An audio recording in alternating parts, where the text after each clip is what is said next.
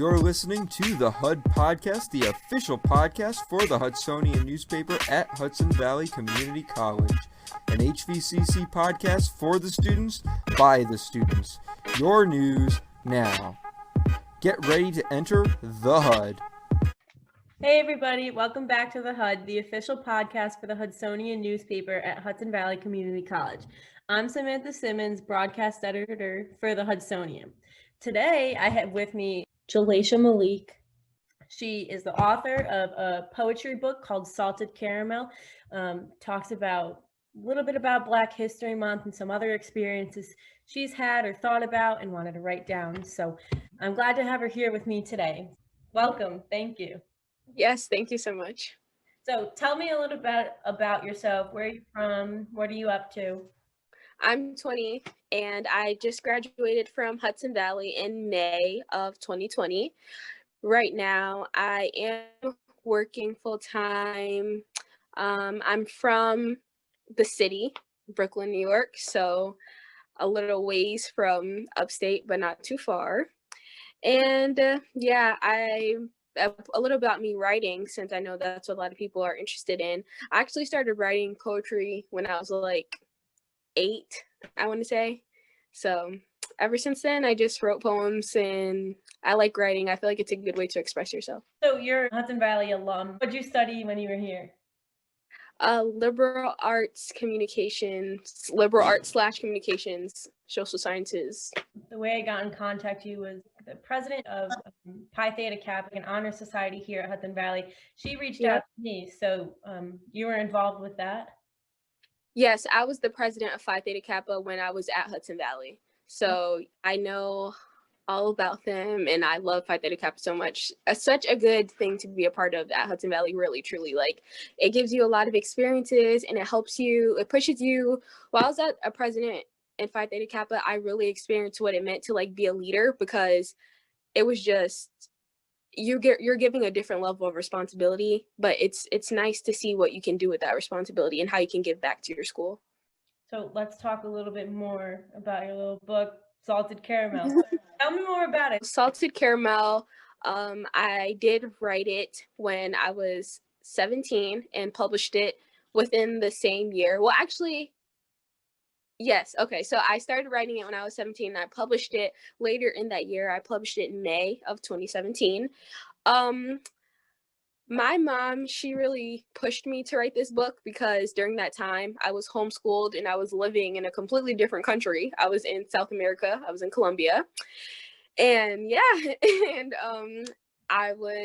really have a lot to do while I was down there. It was really hot outside. I'm not the person for heat, so I would just stay in the house. And my mom was like, I think you should write a book. And I looked at her like she was like crazy. I was like, girl, what are you talking about? And she was just like, I really think that you should put your talent and put it in a book. And when I was like circling back thinking about what I should write about, at first my idea was like, okay, I'll just write a book of poems because all I do is write poetry, so I could just compile all of it and put it in a book. I already have a lot of poems. That's easy. And then I thought that I should give myself a project, and I thought that, okay, let me write about Black history. And the reason I decided to write a poem about Black history and not anything else like anxiety or depression, which are things that I'm very familiar with, is because I feel like there isn't enough soft poetry about what Black people go through. I feel like a lot of things that are being said, it's out of anger, it's out of frustration, which it should be, but also there isn't enough literacy to shed on what's happening, what's been happening, and what will happen in the future. And so I made that project for myself and I started becoming really dedicated to it. It was like all I could think about. And that's why I decided to do 3 chapters, past, present, and future. And in each chapter, there's about 7 poems. I think you make a good point with that. There's not a lot of poetry and there's not a lot regarding it other than like articles written that are like, oh, this month's Black History Month, here's what you need to know, and you see it on like BuzzFeed or something. You get like some perspective of that. So for it to come from, you were only 17 when you wrote that, and now you're 20, and I'm sure you're seeing more of it now than ever with and presidential changes and Oh yeah, most definitely. Going on, you know. Yeah, definitely see it more as you grow up, as you start like seeing the real world. For example, just this past summer, the marches and the protests that were happening during COVID with the killing of George Floyd and Breonna Taylor, that was something that was very deep, that was very passion driven by Black people who are hurting. And when I was 17, never ever would my mom let me go to something like that. I mean, Right. would want me to see it, and she would want me to understand why it was happening, but never would she let me out the house to march like that. And I was able to do that this past summer and be there, and it was enriching, but it was also, it was kind of sad. It was heart-wrenching to have to do that, but Right. you know, that's the reality we live in today. So Yeah, unfortunate. I know, like, my mom was too scared to let me go to that, and I didn't have my own car at the time, so it was really like her word if I got to use the yeah, car or not. But yeah, it was scary, and I know I have a couple friends, and a couple of them got arrested doing protests. Like, they were just there, and you know, it was like scary to see the pictures and hear, you know, what they had to say about it. That was really scary. yeah, it was scary, but at the same time, it was something that just had to happen. And I'm sure it's not going to be the last set of protests that are spreading across America like a wildfire. I'm sure it's not going to be the last, and it definitely wasn't the first. No. But for it to happen at such an unprecedented time just showed you how frustrated and how powerful what's going on really is, because during this time, you know, a lot of people are dying from COVID.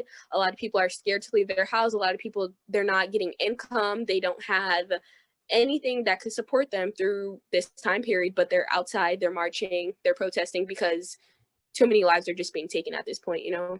Right, right. And over the summer, you know, we were all just home. There was really nothing else to do. So I think that, you know, in that respect, that it was nice, not nice to see it covered on TV so often, but Yeah. important that it was covered so often, because there Yeah. wasn't like much else besides COVID happening this summer. So other than obviously all these riots, killings, you know, not good things. Um, Yeah. I think it was definitely something that was covered widely on TV and social media, right, because things that you were seeing on the news channels was not at all a good representation of what was really happening. right. So I was happy that social media was able to really gather what was going on, as far as like videotaping the people that were doing these malicious things, and videotaping the people that were outside and protesting for the right reason, you know, handing out water bottles and making sure that people had food and offering shelter and having first aid stations set up. Like, that was something that you would not have seen on TV, but I definitely saw it like all over Instagram and Facebook. So Yeah, Instagram for me was like crazy this summer. And even, you know, early in the fall and still now, obviously there's not as many people posting about things happening because people are busy with school. They're just too busy now, I guess.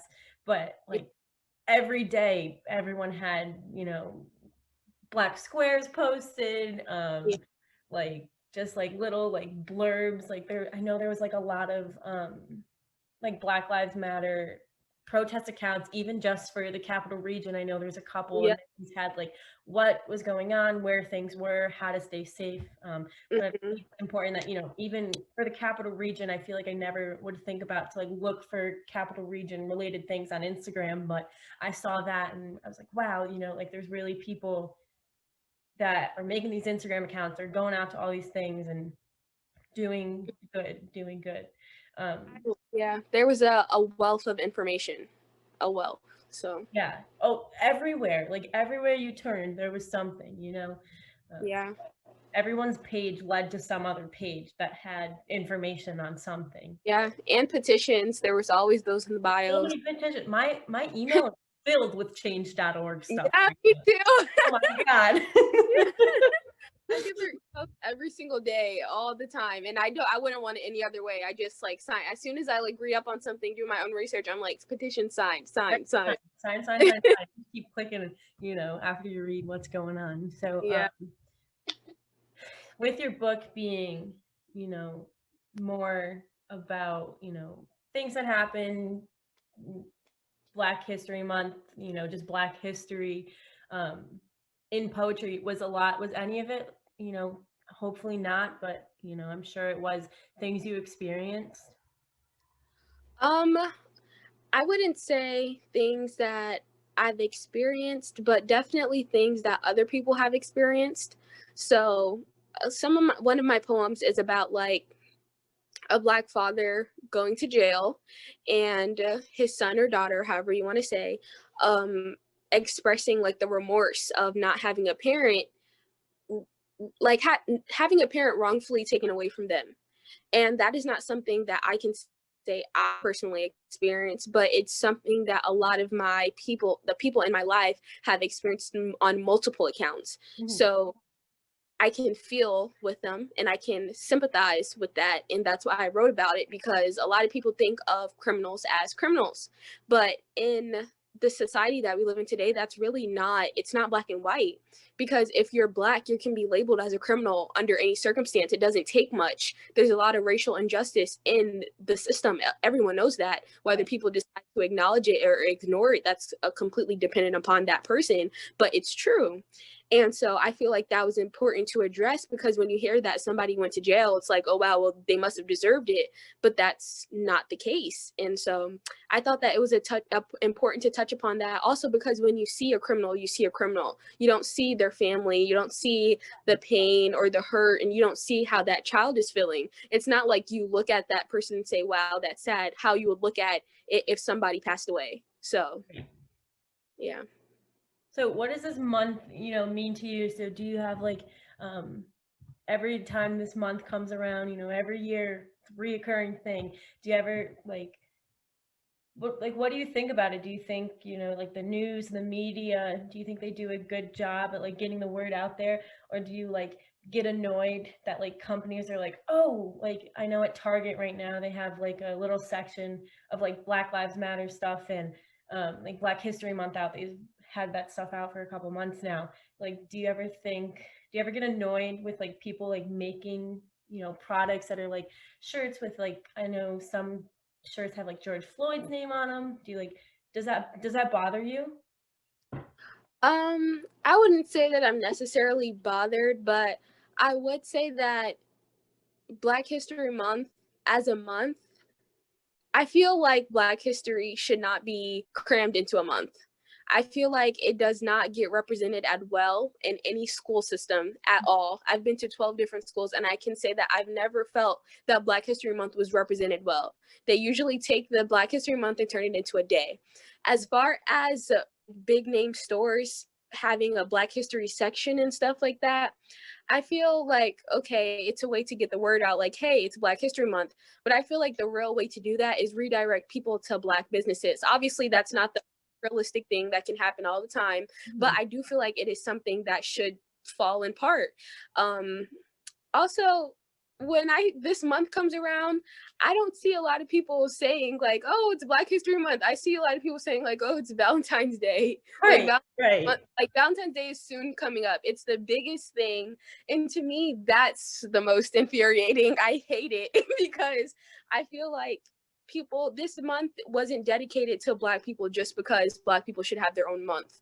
Like, that's not the reason for the month. It's Right. because of the injustices that lay on the grounds that we step on, like the body of slaves that built this country. And just think about the fact that they only get a month. Over 400 years of slavery, of things that just were not going right, of extreme trauma and distress, and we get a month. Right, and that's just, you know, American history, not, you know, the rest of the world. So Yeah, exactly. So, I mean, I wouldn't say that I like walk around bothered, but it is definitely something that I just don't feed into, because I just feel like whenever I have the opportunity to say what I want to say or express my own Black feelings, I'll say it. I'm not going to wait until the month is right so people don't feel uncomfortable, because I just don't think that it's fair. I just truly don't feel like the month is represented well at all. I feel like it really takes Black people to be like, hey, it's Black History Month, and people be like, oh yeah, Martin Luther King, and it's just like, no. No, yeah, he wasn't the only one. He wasn't the first. Definitely not the last. You know, I think there needs to be more coverage on like who people are and what they're doing. Like, like Ashton Kutcher, they put like all the spotlight on him, and he's doing great work for, I think it's like sex trafficking stuff, but like Mhm. let's like think about, I don't know, when you see, like I can't even like name any, Yeah, black and it's person not that does even anything because like, yeah, and I can't even say that it's your fault that you don't know, because I just truly feel like the public school system has failed all of us. Like the amount of information that I put into this book is because when I was in high school in Maryland, Mhm. I took an African American history course, and it was the most enriching course because what I learned, I would have never learned in school. Like the amount of information that I got about how the 13th Amendment didn't end slavery, about how so many things were continuing after laws had passed. It was mind-boggling to me, and it was sad. Like it really depressed me, because here we are learning this basic history, like, yeah, there was slaves, but they had slaves for a reason, and this and this and that, and then at the 13th Amendment they realized it was wrong, they abolished it. Abraham Lincoln, thank the Lord, no more slavery. But that's so not it. Literally not how it went at all. Not at all. So it's just like, wow, like all this hidden information, and we had, it's just, to me it's just sad. I just feel like it's upsetting, and I feel somebody needs to rewrite the whole public school system. Right. I went to a really predominantly, white high school, very small. My graduating class was 98, so there wasn't many of us. Oh, There might have been 2 people of color in my class, and I don't think I ever had a teacher who was a person of color ever, not even like a substitute. So like coming to Hudson Valley was like kind of like a, not a culture shock, but it was like very different to see other people, and I'm like, oh, like this isn't just a white high school anymore, So yeah. that, I think that's something that I really like appreciate about Hudson Valley, and I miss being on campus for, because I got to see more people, and like Yeah. people don't have their cameras on, so like I don't know what they look like, and so Yeah. definitely. And it's so funny that you say that, because you're not the first person to say that to me. Like, I when I was at Hudson Valley, I was a tour guide. I was in a lot of things at Hudson Valley. And one of my tour guide friends, like, we would talk about it. She went to Arrow Park, and she said that when she came to Hudson Valley, it was a culture shock for her, because she did not realize how many Black people were in the capital region. And like me, a person who's understanding, that didn't upset me, because she was able to like outwardly say that, like, I didn't know. And I was just like, but the fact that you're not turning your head to it is what's important. The fact that you're recognizing that you didn't know, and that you didn't see that, and that you didn't acknowledge that growing up is okay, because you're not being weird about it. You're welcoming it. You're looking into different perspectives. That's what's important. Like, you can't expect everybody to have a culture, a whole diversity from where they come from, because, to be honest, a lot of Black people live in poverty. They live below the poverty line, so you're not going to see that wherever you go. But as long as wherever you go and you do fall upon that, you're open and welcome to seeing the different perspectives, that's all that matters. Yeah, I totally agree. Totally agree. I volunteer coach at a school around here, and it's like completely opposite of my high school. So even that like was like, oh, okay, like, they do things differently than I do, and we only live like 10 minutes away. It's like Yeah. crazy to think, this 10-minute drive creates such a difference, like you said, poverty line, I'm sure most kids at this school don't live in poverty, but a lot of them do. And I grew up in the area, so I had an aunt that lived down there, and I spent a lot of time down there when I was a kid. So like I knew like kind of how it went, like more than a lot of kids I went to school with. They stayed in the 1 mile town we're from, and that's where they've been their whole life. But it's like, it's crazy to just be like, this is a 10-minute drive, and this is just so different than what Yeah. I'm used to. Yeah, most definitely. It's just how it is. Like, I feel like everything is so sectioned off. So it's like, if you don't plan on seeing it, you won't, Right. basically. Exactly. It's just, I don't know. It's just sad to me, I guess. So let's talk about the discussion you're going to have about your book through Hudson Valley in a couple weeks. Let's talk about that. Yeah. So So Oh, go ahead, sorry. No, you're good. Oh, so basically what's gonna happen is that Professor Hasib, she has a Zoom meeting planned where people will be able to come in and, discuss the book with me. I have the book here, and the people, the first 10 people to sign up, the ebooks are free for them. So it's not going to be paper copy books, it's going to be ebooks. And also one of the books, a hard copy, will be raffled off with a signature from me in it. So whoever gets that, that would be nice to meet you and say, like, thank you so much for wanting to read my book. Yeah. I'm pretty excited to talk to people about it. I think that it's interesting that people want to read my book just because, like, when I published it, obviously I was like, oh, I hope this book becomes famous. But after years, it's just been like, yeah, I wrote a book. And people are like, what? You wrote a book? And I'm like, yeah, I wrote a book. Did you sell a lot of them? Like, was it when, like, the initial, like, release happened? Did, like, you have a lot of sales? I'm not gonna say no. I would like, a lot to me is like New York right. but Right. obviously that didn't happen. But I want to say that a lot of family and friends definitely invested in me.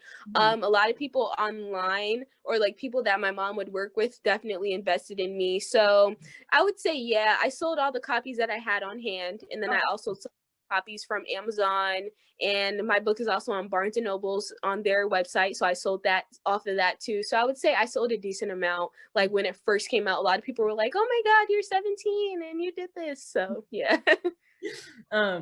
So for this discussion that's happening in a couple weeks, the first 10 people who sign up get an ebook. Do they get the book before, like, after? I'm not entirely sure. I just know that for the first 10 people, the ebook will be free for you guys. Okay, all right. To wrap things up, do you have a message to anyone listening? Yeah, sure. What I would say is just, one, if you guys do buy the book, I'm extremely, extremely grateful, and I really hope you enjoy it. Don't ever stop furthering your education, especially about Black history, because I promise what you think you know is so limited. And there's so much more to find out. And honestly, it's so revealing, but I feel like it's a great way to introduce yourself into the country that we really do live in. There's a surprise at the end of the book, so I hope you take advantage of that. And I'm grateful. I'm grateful that 3 years after I published the book, people are still wanting to read, and people will listen to this podcast and find it, I hope, somewhat inspiring. And if you're at Hudson Valley right now, keep doing you. The school is great. It's a great foot to start off on. And just thank you again. I'm just really grateful. So I appreciate it all. Yeah. Thank you for joining us. I loved having you here. Thank you. To read more about the following stories, make sure to head over to thehudsonian.org for the latest on-campus news from the Hudsonian, and make sure to listen to new episodes of the HUD every Monday.